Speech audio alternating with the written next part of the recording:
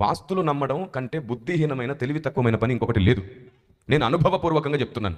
వాస్తులో ఏమీ లేదు. ఒకవేళ ఉండుంటే మనం అన్ని దేశాల కంటే గొప్పగా ఎదుగుండాల్సింది ఇప్పటికీ. నేను మొన్న కువైట్ వెళ్ళాను, అంతకుముందు అబుదాబి వెళ్ళాను, సింగపూర్ వెళ్ళాను, మలేషియా వెళ్ళాను, ఇలా చాలా దేశాలకు వెళ్ళొచ్చాను. ఎక్కడికి వెళ్ళాను నేను వాళ్ళని అడిగాను, మీరు వాస్తులు నమ్మరా, ఇంత డెవలప్ ఎట్లా అయ్యారు? వాళ్ళు అంటారు, వాట్ ఇస్ దాట్? వాస్తు అంటే ఏంటి వాళ్ళకి తెలియదు అసలు. అదే ఏదో ఒక మూలన బరువు పెట్టకూడదు, బరువు తీసేయాలి, చెట్టు ఉండకూడదు, బాత్రూమ్ ఉండకూడదు, గుడి అక్కడ ఉండకూడదు, పడుకోవడం ఇక్కడ ఉండకూడదు, లేవడం ఇక్కడ ఉండకూడదు, ఇవన్నీ నీకు తెలీదా? I don't know. Then what you know? వాడు ఏమంటారు తెలుసా? బుద్ధిగా ఉండడం, కావలసినంత ఇంటిని వెంటిలేషన్లో ఉంచుకోవడం, కావలసినంత వెలుగు, కావలసినంత గాలి, ఖచ్చితంగా సరైన భోజనం, సరైన నిద్ర, బుద్ధి కలిగిన పని. ప్రపంచం అంతా కరోనా వచ్చి విలువెల్లాడిపోతుంటే కొన్ని దేశాలు కరోనాని ఎలా అనచాలి అని చెప్పి దానికి మందులు కనుక్కునే పనిలో ఉన్నారు. మనం గూట్లో ఉండి సంచులు ఎప్పుడు వస్తాయో చూస్తున్నాం. సహాయం సంచులు, సహాయం సంచులు. దేవుని ప్రజ, వాస్తును నమ్ముకుని ఏమి ఎదిగావు? నువ్వు ఎప్పుడు ఎదిగావు నాకు చెప్పు. వాస్తు ఎప్పుడు అబద్ధమే. దిక్కులను నమ్ముకొని నువ్వు ఎప్పటికి కూడా ఎదగలేవు. దేవుడే నీకు దిక్కవ్వాలి, దిక్కులను సృష్టించిన వాడే నీకు దిక్కవ్వాలి, అప్పుడు నువ్వు ఎదగడం ప్రారంభిస్తావు. దేవునికి స్తోత్రం కలుగును గాక. ఒక ఆయన అన్నాడు, ఈ ఇంట్లో ఎవరున్నా సరే చనిపోయారు సార్, వాళ్ళ ఇంట్లో ఎవరో ఒకరు, ఆ ఇంట్లో ఉంటే ఎవరికి బాగో జరగలేదు సార్, ఆ ఇంట్లో ఎప్పుడు బాగుండదు సార్, ఆ ఇంట్లో ఎవరున్నా సరే సమస్యలు, వాళ్ళ వ్యాపారాలు దెబ్బతింటాయి, ఉద్యోగాలు దెబ్బతింటాయి, ఆ ఇల్లే మంచిది కాదు సార్ అన్నారు. అదే ఇంట్లో ఉండి నేను ఎదిగి చూపించాను. దేవునికి స్తోత్రం కలుగును గాక. ఆయన నీ పక్షమునుంటే నీకు విరోధి ఎవడు? నా స్నేహితుడు ఒకడు ఉంటాడు సంగారెడ్డిలో, వాడు జమీందారీ కుటుంబానికి సంబంధించిన వాడు. మా నాన్నగారు వాళ్ళందరూ బాగా పరిచయస్తులు, వాళ్ళ నాన్నగారు మా నాన్నగారు జమీందారులు. వాడి ఇంటికి వాళ్ళ నాన్నగారు వాడికి ఒక పెద్ద ఇల్లు గిఫ్ట్గా కట్టించాడు, వారసత్వంగా. ఒక పెద్ద, వాళ్ళకి ముగ్గురు అన్నదమ్ములు, ముగ్గురు కూడా పెద్ద పెద్ద ఇల్లు. ఒక్కొక్కటి ఇల్లు ఒక్కొక్క హాఫ్ ఎకరా స్థలంలో ఉంటుంది. అంత పెద్దగా ఇల్లు కట్టుకున్నారు చక్కగా. ఇంటి బయట మొత్తం పెరటు, ఎక్కడ చూసినా సరే చక్కటి పువ్వులు, చెట్లు, ఫలాల చెట్లు, మామిడి చెట్టు, జామ చెట్టు, అది ఇది లేదు, మొత్తం అన్నీ ఉంటాయి వాళ్ళ పెరట్లో. చక్కగా ఆనందకరమైన కుటుంబం. వాడు ఏదో బిజినెస్ పెడితే సక్సెస్ అవ్వట్లేదని అడిగాడంట. అడిగితే చెప్పారంట, అసలు సమస్య బిజినెస్లో కాదు, నీ బుద్ధిలో కాదు, నీ కాంపౌండ్ వల్ల 4 అడుగులు లోపట ఉంది, బయటికి కట్టన్నారంట. మీకు తెలుసు అది ఎంత పెద్ద? హాఫ్ ఎకరకున్న కాంపౌండ్ వాళ్ళంటే అర్థం చేసుకుని ఎంత పెద్దది. మొత్తం కూల్చేసాడు. కూల్చేసి 4 అడుగులు బయటికి కట్టాడు. నేను అన్నాను, అరే నీకేమైనా పిచ్చా, కట్టేటప్పుడు ఎంత ఖర్చు అయింది, ఇప్పుడు మళ్ళీ కూల్చి కడతానంటే ఏమిటి, పర్వాలేదులే అన్నాడు. ఇంకొకసారి మళ్ళీ వెళ్ళాను నేను. ఒకసారి వెళ్ళేసరికి పెద్ద చెట్టు, వాడు చిన్నప్పటి నుంచి ఉంది ఆ చెట్టు, వాళ్ళ ఇంటి ముందే వేప చెట్టు, అది కొట్టేశాడు. ఏమిటంటే అది కలిసి రాదంట. వీడు పెరిగేదాకా కలిసి వచ్చి ఇప్పుడు కలిసి రావట్లేదంట అది. ఇంకొకసారి ఏమో ఒక పెద్ద బాత్రూమ్, అందమైన బాత్రూమ్ అండి, చాలా బాగా ఎక్కువ డబ్బులు పెట్టి కట్టించుకున్నారు, అది కూల్చేసాడు.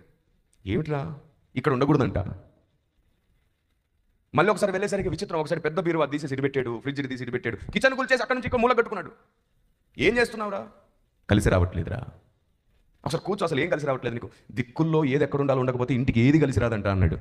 నేను అన్నాను, అనిపించోడా నీకు మొత్తం కూల్చి కట్టడానికి ఎంత ఖర్చు అయింది? ఇది 15 సంవత్సరాల క్రితం సంగతి. కూల్చి కట్టడానికి నీకు ఎంత ఖర్చు అయిందని అడిగితే వాడు అన్నాడు, అప్పుడు 65 లక్షలు అయిందంట. వెనకేసుకుంటే అన్ని కలిసి వచ్చేవి కదా. ఆ 65 లక్షలు వెనకేసుకుంటే అన్ని కలిసి వచ్చేవి కదా. ఎవరు చెప్తున్నారండి ఇవన్నీ పిచ్చి మాటలు? బట్ట మారిస్తే పరిస్థితులు మారిపోతాయా? స్థలాలు మారితే పరిస్థితులు మారిపోతాయా? బుద్ధి మారితే అన్నీ మారిపోతాయి. బుద్ధి మారితే అన్నీ మారిపోతాయి. మీలో ఎంతమందికి కాఫీ డే తెలుసు? కాఫీ డే అనే సంస్థ, కాఫీ డే అనే ఒక సంస్థ ఉంది. అవి నష్టాల్లో ఉంది. దాదాపుగా 200 కోట్ల రూపాయల అప్పులైపోయి ఒక ఆయన ఉరి వేసుకొని చనిపోయాడు.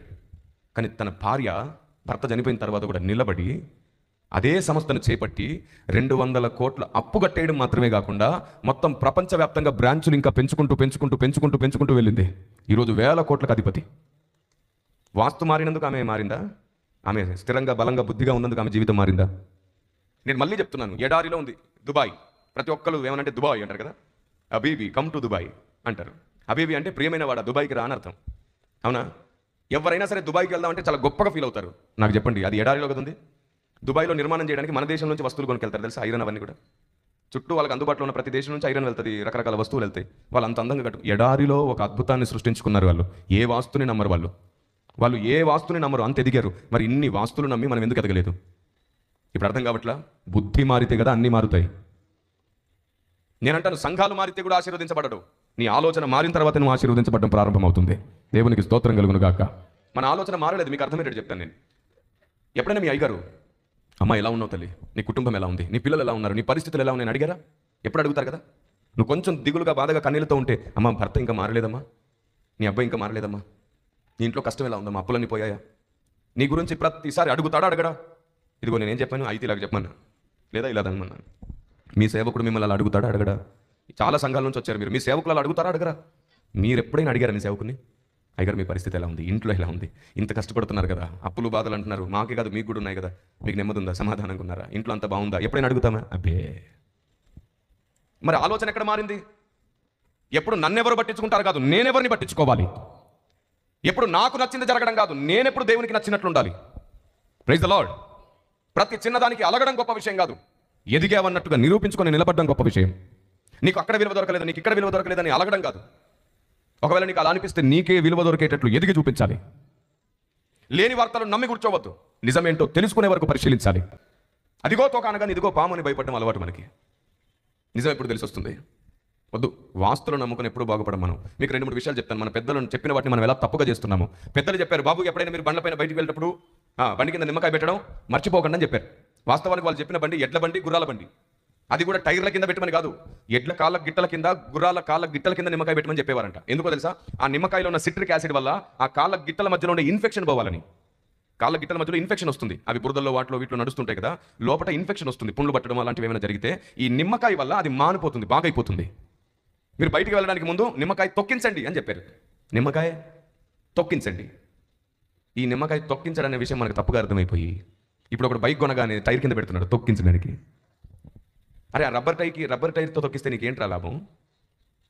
ఒకడు సైకిల్ కొనేసి సైకిల్తో నిమ్మకాయ తొక్కిద్దామని తొక్కి వీడు పడిపోయాడు, ఎందుకంటే అది నలగట్లా. ట్రాక్టర్ కొని, లారీ కొని, ఆటో కొని నిమ్మకాయలు కింద తొక్కిస్తారు, ఏం లాభం? ఆ వాళ్ళు ఒకటి చెప్తే మనం ఒకటి చేస్తాం. పెద్దలు చెప్పేవారు, ఆదిశేషుడు అనే ఓ పెద్ద నాగు మీద భూమి ఉంది అని అనేవాళ్ళు. చెప్పారా మీ పెద్దలు మీకు? నాకు కూడా చెప్పారు చిన్నప్పుడు. సైన్స్ డెవలప్ అయిన తర్వాత తెలిసింది ఏ నాగు భూమిని మొయ్యట్లా అది శూన్యంలో వేలాడుతుంది. పెద్దప్పుడు మనం చిన్నగా ఉన్నప్పుడు పెద్దలు చెప్పారు ఏమిటంటే, సూర్యుడు రథం మీద ఈ దిక్కు నుండి ఆ దిక్కునకు వెళ్తాడు కాబట్టి ఉదయం సాయంకాలాలు అవుతున్నాయని. సైన్స్ డెవలప్ అయిన తర్వాత తెలిసింది అసలు సూర్యుడు ఎటు కదలడు, సూర్యుని చుట్టే గ్రహాలన్నీ కదులుతాయంట. ఒకవేళ కదిలితే మొత్తం సోలార్ సిస్టమే కదులుతుంది కానీ సూర్యుడు కదలడు. కానీ సూర్యుడు రథం ఎక్కి తిరుగుతున్నాడంటే కావచ్చు అని చెప్పేసి మనం సంబరపడిపోయాం. పెద్దలు చెప్పేది ఒకటి, మనం చేసేది ఒకటి. ఇప్పుడు పెళ్లి కొడుకుని చేస్తారా? చేయరా మీరు? డైరెక్ట్ పెళ్ళే. పెళ్లి కొడుకుని చేసినప్పుడు ఏం చేస్తారు? పసుపు రాసి ఒంటికి పెళ్లి కొడుకుని చేస్తారు, అవునా కాదా? చేస్తారు. ఏం చెప్తారు తెలుసా పెద్దలు? ఈ రోజు నుండి నువ్వు ఊరి పొలి మీద దాటకూడదు బాబు పెళ్ళయ్యే వరకు. అలా దాటితే అరిష్టం, అపశకునం, దాటకూడదు అన్నారా? ఆ రాత్రి వాడికి 24 గంటలు నొప్పి వచ్చిందనుకో పొట్టలో. హలో, 24 గంటల నొప్పి అప్పుడు వచ్చిందనుకో, ఏం చేస్తారు? అప్పుడు చెప్తారా, బాబు ఒంటికి పసుపు ఉంది, ఊరు దాటకూడదు, అరిష్టం బాబు, నీ అరిష్టం పోనరా బాబు, నేను పోయేలాగున్నాను, కుదరదు అరిష్టం అంటారు. ఎవరైనా అంబులెన్స్ వస్తుంది ఊరు దాటిచ్చేస్తారు, అప్పుడేం అరిష్టం అవ్వదా? అరే బాబు పసుపు ఏం అరిష్టం అంటే ప్రేతాత్మలు దురాత్మలు అన్నీ వాళ్తాయంట. ఎందుకు వాళ్తాయి? మీ అమ్మ కూరలో పసుపు వేస్తే కూడా వచ్చి అది వాళ్తుందా? నీకు దెబ్బ తగిలినప్పుడు పసుపే పెడతారు, అది కూడా వచ్చి అప్పుడు వాళ్తుందా? తెలివి తక్కువ ఆలోచన విధానం. ఇంగితాన్ని వాడి చూడండి, సమాజాన్ని వెలిగించుకోగలుగుతాం. మనలో ఉన్న మూఢనమ్మకాల వల్లే ఇంకా మనం ఎదగట్లేదు అంతే. సంవత్సరం రాగానే ప్రారంభంలో ఏం చేస్తారంటే ఖచ్చితంగా ఆడపడుచుకు కొత్త బట్టలు పెట్టాలని ఒక సాంప్రదాయం పెట్టారు. అది వ్యాపారం కోసం పెట్టుకున్నారు నాన్న బంగారం. దానివల్ల ఏ యూజు లేదు. వ్యాపారం జరగడం కోసం ఆనాటి దినాల్లో వ్యాపారం జరగట్లేదని ఏదో ఒక నమ్మకాలు పుట్టిస్తూ వచ్చారు. ఇది చరిత్ర. నేను 612 గ్రంథాలు పరిశీలించిన తర్వాత బోధిస్తున్నాను. 1 కాదు 2 కాదు, నేటికి 612 గ్రంథాల మీద పరిశోధన చేసే శక్తి, కృప దేవుడు నాకు ఇచ్చాడు. ఆమేన్. అలా పరిశీలించి నేను 15 పుస్తకాలు రాశాను. అందులో 4 రకాలు మీకు అందుబాటులో ఉన్నాయి. 11 రకాల పుస్తకాలు అయిపోయి 5 రకాలు ఉన్నాయి. ఇక్కడ 5 రకాలు మాత్రమే మీకు అందుబాటులో ఉన్నాయి. ఇవి చదువుతూ ఉండండి. వైపైలోపు తిరిగి ప్రింట్ అవ్వడానికి అవి పంపించాం. ఎవరైనా దేవుడే లేడన్నారనుకోండి, ఈ పుస్తకం పరిచయం ఏంటి? సైన్స్కి చేసిన సువార్త ఈ పుస్తకం. దీని పేరు బిహైండ్ ద యూనివర్స్, అంటే అంతరిక్షం వెనుక. నా పుస్తకాలన్నీ కూడా మల్టీ కవర్ పేపర్తో ఉంటాయి. అంటే ఇలా మీరు ఏం చదువుతుంటారో అవి మీకు ఇలా పక్కన కనబడుతూ ఉంటాయి. మొత్తం నా పుస్తకాలన్నీ అలాగే ఉంటాయి. మీరు ఏం చదువుతుంటారో అవన్నీ మీకు పక్కన కనబడుతూ ఉంటాయి. తప్పకుండా వీటిని మీరు సంపాదించుకోండి. ఎందుకు నేను పుస్తకాలు పరిచయం చేస్తున్నాను తెలుసా? ఒకటే కారణం, ఈ మట్టి మనిషి ఎప్పటికైనా మట్టిలో కలిసిపోతాడు, కానీ ఈ మనిషిలో ఉన్న దేవుని ఆలోచన ఎప్పుడు మీతో మాట్లాడుతూ ఉండాలి, ఎప్పుడు మీకు అర్థమవుతూ ఉండాలి. ఆ ఒక్క కారణంతోనే ఈ పుస్తకాలు పరిచయం చేస్తున్నాను. ప్రవక్తలు చనిపోయారు, కానీ వారి ద్వారా దేవుడు ముద్రింపజేసిన గ్రంథం ఇంకా మనకు ముందుంది. భక్తులు పోయినా భక్తికి ఆధారమైన దేవుని ఆలోచన నిలుచుండాలి. దేవునికి స్తోత్రం కలుగును గాక. ఇంకెంతకాలం అండి? ఈరోజు అనుభవం కూడా భక్తి నేర్పించలేకపోతుంది. వయసు పెరిగినా సరే మనం పరలోకానికి వెళ్ళడానికి కావాల్సిన మార్గం లేదు. అక్కడికి వెళ్ళిన తర్వాత అధిక మహిమలో ఉండడానికి కావాల్సిన జ్ఞానం దొరకట్లేదు. ఇక్కడ బతకడానికి కావాల్సిన హెచ్చరికలు, బుద్ధి మాటలతో అయిపోతుంది జీవితం అంతా. రక్షించబడ్డప్పుడు ఏం విన్నావో ఇప్పుడు అదే వింటున్నావు. నేను ఈ మధ్యకాలంలో ప్రతి సభలో అడిగాను, ఎందుకంటే అందరికి అవగాహన కలగాలి. మిమ్మల్ని అడుగుతాను, నాకు చెప్పండి. దేవుడు ఇలా చిటికేసే లోపు సాతాన్ని బంధించగలడా లేదా? మరి ఎందుకు బంధించట్లేదు? ఏదో పెద్ద కారణమే ఉందిగా. సంఘానికి తెలియదా కారణం ఏంటో? మీరు చెప్పండి. చిన్న పిల్లలు చనిపోతుంటే దేవుడు కాపాడలేడా?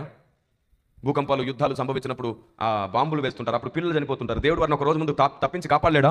కాపాడగలరా లేదా? మరి ఎందుకు కాపాడట్లేదు? ఏదో పెద్ద కారణమే ఉండుంటుంది. చిన్న పిల్లలను చూస్తున్న దయామయుడు ఎందుకు కాపాడలేదో పెద్ద కారణం ఉంది, సంఘానికి తెలియదు. సేవకులు చనిపోతున్నారు యాక్సిడెంట్స్లో, గుండెపోటుతో, వాళ్ళని దేవుడు కాపాడాలనుకుంటే కాపాడలేడా? మరి ఎందుకు కాపాడట్లేదు? ఏదో పెద్ద కారణం ఉంది, సంఘానికి తెలియదు. దేవుడు దేవదూతల్ని ఒకరిని 4 రెక్కలు, ఒకరిని 6 రెక్కలు, ఒకరిని 2 రెక్కలతోనే సృష్టించాడు. వ్యత్యాసంగా ఎందుకు సృష్టించాడు? సంఘానికి తెలియదు. పరలోకం అంటే మనం బంగారపు వీధులు, బంగారపు భవనాలే అనుకుంటాం. మీకు తెలుసా, పరలోకంలో నదులున్నాయి, పరలోకంలో కొండలున్నాయి, లోయలున్నాయి, పక్షులున్నాయి, పరలోకంలో ప్రకృతి ఉంది. దేవుడు వీటన్నిటిని ఎందుకు సృష్టించాడు? మహాపర్వతాలు ఉన్నాయి పరలోకంలో. సంఘానికి తెలియదు. పరలోకం అనగానే మనం ఏమనుకుంటాం తెలుసా? బంగారపు వీధులు, బంగారపు భవనాలు. మహిమ అనగానే పొగ ఎఫెక్ట్ గుర్తు వస్తుంది మనకి. మహిమ అనగానే, మహిమ అంటే కనబడే పొగ మంచు లాంటిది కాదు. బైబిల్ గ్రంథంలో దాని గురించి ప్రత్యేకమైన వివరణ ఉంది. అందుకే నేనేం చెప్తున్నాను